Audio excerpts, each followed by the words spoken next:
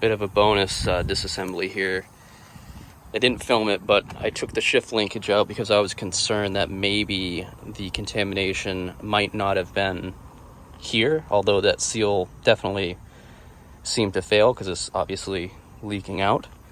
Could have been up here, and I see these marks in here. I don't know if that's just sealant originally or what, but I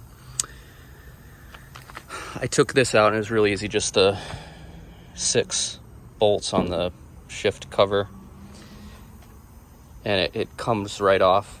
And I did have to unscrew this, so I made sure my mark stayed when I moved this through, which it didn't, so I marked it again and put tape over it, so when I slide this cover off, it'll preserve my depth mark. But it just unthreads straight out. And here you can see there's some material on that magnet, which also indicates, you know, obviously this is all full of gear oil when it's running, so you know that's picking up some of the magnetic material from the gears and such. So I'm going to order a new seal for this, and I don't know if I'll need a new cover or not, because it looks like there's a seal of some kind inside of here, so I might just get a new cover. We'll see. Took a razor blade and tried to clean that all up of the other gasket, the old gasket. And my plan is, with the new gasket, I'm just going to run a thin bead of RTV or some kind of sealant. I have some left over from when I did the differential in this truck, just around here, and hopefully that'll keep it all nice and sealed. I don't know what to do on this. Let's take a peek. Oh, that's interesting. Old wear at some point.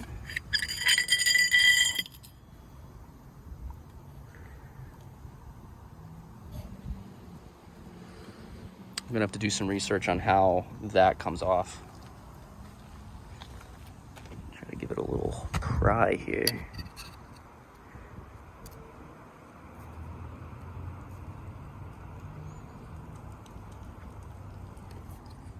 Took a little bit of effort, but this was seized on there, so I stuck a screwdriver behind it, gave it a couple taps, it started it but got stuck again, and then I took an air chisel out of the air hammer, stuck it back there and gave it a couple stronger taps, and that was enough to separate the impeller. An O-ring came out from behind it, and then this little piece as well. So now I'm working on trying to get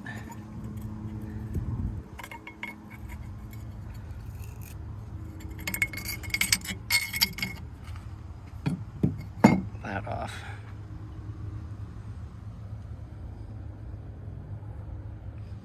A little bit more bonus disassembly.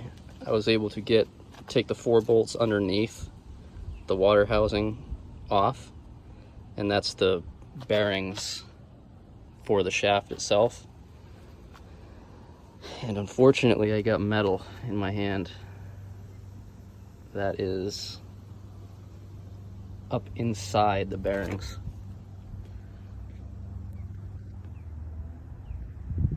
So it looks like this bearing assembly is dying.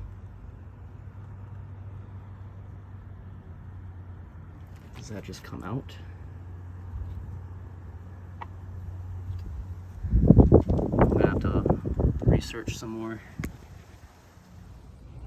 All right, so this was the metal that I have so far plucked out of this inner, I don't know if that's the right term, bearing pack.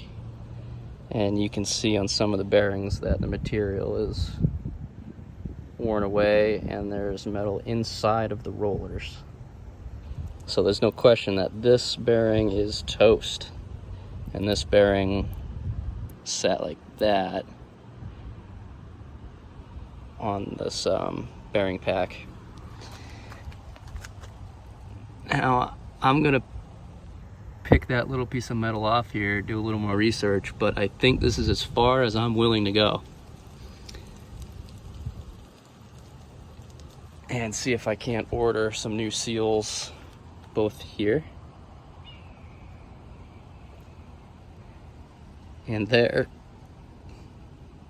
plus the bearing, and pretend that I never saw any of that and just push forward, because there's probably damage behind it, but I don't want to dig into this thing and turn into a whole lower unit rebuild.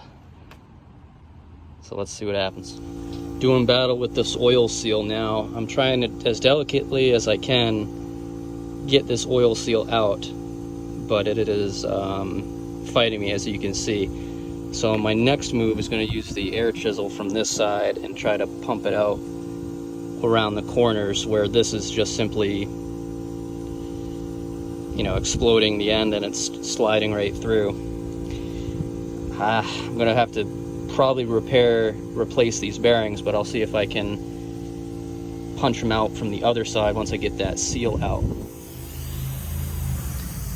Again, I only have one hand, so I don't really have a camera person, so I have to show you all this after the fact, but I actually keeled it over from the other direction and then went back in and shot it out, and it did actually come out that time. So now I'm left with just this bearing housing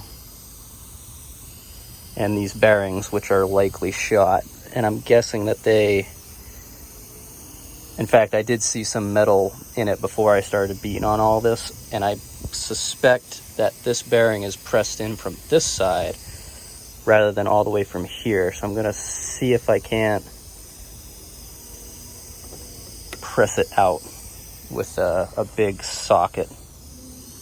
Okay, I found this is a 1-inch socket that still has a little bit of room in the housing, but mates up to the edge of this needle bearing pack, or whatever you call it. So I'm gonna just give it a good hammer, a good whack here, and see if it comes out.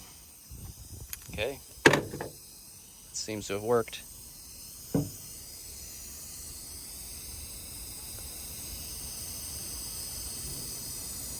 Cool. So this was the inside, like that, with this part number on it.